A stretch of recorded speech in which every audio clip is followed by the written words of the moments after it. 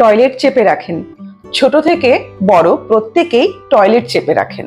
হতে পারে ছোটরা যখন স্কুলে যায় সেই স্কুলের টয়লেট নোংরা থাকে, বড়রা যখন কাজের জায়গায় যান তখন হয়তো সেখানে টয়লেট অপরিষ্কার থাকে, বা আমরা যখন কোনো ট্রাভেল করছি তখন আমরা অনেকক্ষণ ধরে টয়লেট চেপে রাখি।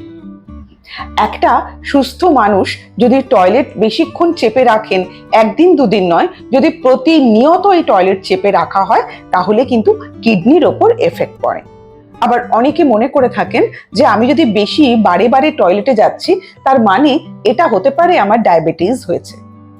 কিন্তু না, সারা দিনে যদি আমরা 6 থেকে 7 বার টয়লেটে যাই তাহলে কিন্তু সেটা কোনো রোগের বিষয় নয়, একেবারেই নর্মাল বিষয়। তাই টয়লেট চেপে রাখবেন না। টয়লেট প্রত্যেক দিন যদি আপনারা টয়লেটে চেপে রাখেন তাহলে আপনাদের স্বাস্থ্যের ওপর আঘাত আসবে, কিডনির ওপর এফেক্ট আসবে।